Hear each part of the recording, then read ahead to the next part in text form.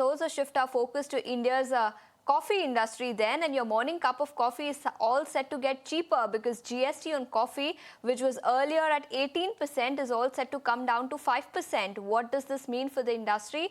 To discuss exactly that, we are now joined by Mr. Praveen Jaipuriar, CEO at CCL Products. Praveen sir, thank you so much for taking your time out and joining us here on ET Now. So GST on coffee all set to come down to 5%. What does this mean for the industry? And will it actually spur demand, or do you believe demand for coffee will largely remain inelastic? Good morning. Yeah, I think that's a good news for the industry. Coffee in India is a low penetrated category, and last couple of years has seen a lot of price increases because of the very high raw material price increases that happened in coffee in the last couple of years. So that's good news because it will help stem the price increases and maybe lower. There will be some lowering of prices as well. And considering a category which is lowly penetrated, this always helps in increasing the demand.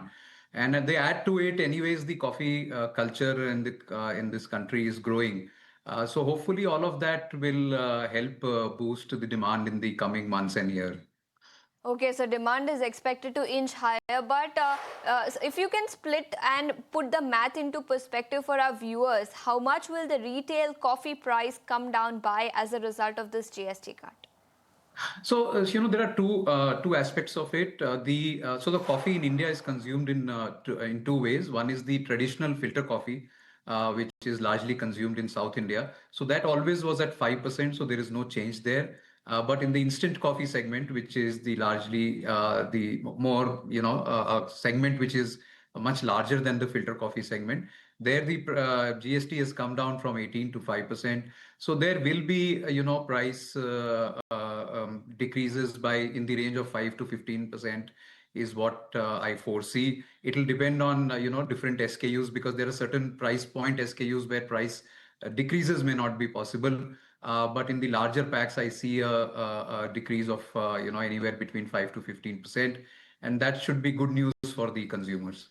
Okay, so your cup of coffee is all set to get cheaper, 5 to 15%. That's the kind of decline that you're penciling in. But Mr. Jaipuriar, if you can also tell us how is the demand setup looking like both in the domestic market as well as in the global market, especially because of the kind of uncertainty that we are seeing because of tariffs and also because global coffee prices, cocoa prices have also risen a whole lot. What kind of impact then are we seeing in the global market? So the good news on that front is that we didn't see any consumption slump or a demand slump in spite of the price increases that happened in coffee globally.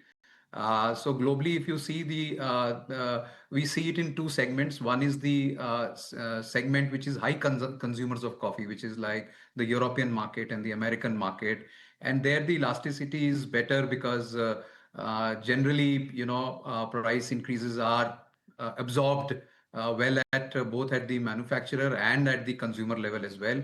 So we didn't see any price demand slump there. So which was a good news. And the second demand comes from the developing economies, which are economies like Asian economies like largely China, India, and Southeast Asia. And these are growing economies wherein the coffee consumption is on a growth. So that also we are seeing a good trajectory. So overall, the consumption patterns haven't changed in spite of such high price increases. As far as US tariff is concerned, I think we'll have to wait and watch how the tariff is kind of passed on to the consumers because US doesn't grow coffee, which means that all that coffee that US consumes has to be imported. And as of now, it's a level playing field because the two large exporters or two sets of exporters are from South America and from Asian markets. Both of them have been slapped, equal tariffs. So we'll have to, let the dust settle down, see what kind of patterns are emerging. As a company, we are not seeing much of a change because, we have also our setup in Vietnam, and the Vietnam tariff is very competitive. That's around 20%. So it will not affect too much, for us, the new tariff structure.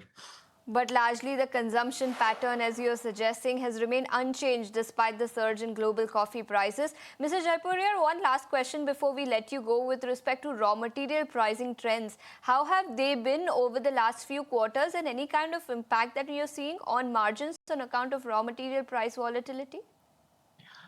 So the raw materials have been very choppy for the last 3, 4 months. For 3 months ago, 4 months ago, it was at an all-time high, and then it started to ease in, soften a bit post Brazil crop. And while we were thinking that it'll, soften even further, last week, 10 days has again been a spiral up. So it's been choppy waters as far as the pricing is concerned. Let's see how the Vietnam crop comes in, because that's one input that will determine the coffee prices, how they hold up going forward. So we will see how the crop comes in.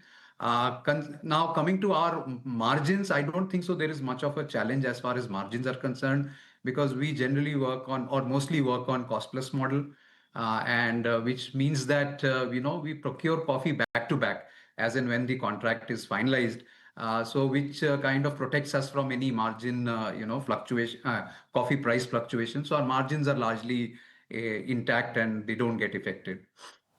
Understood. So raw material prices continue to remain choppy, but consumption, that continues to gain ground in the global market. Mr. Jaipuriar, thank you so much for taking your time out and joining us here on ET Now and helping us understand what the impact of GST cut on coffee prices will have on domestic demand. Thanks so much for joining us.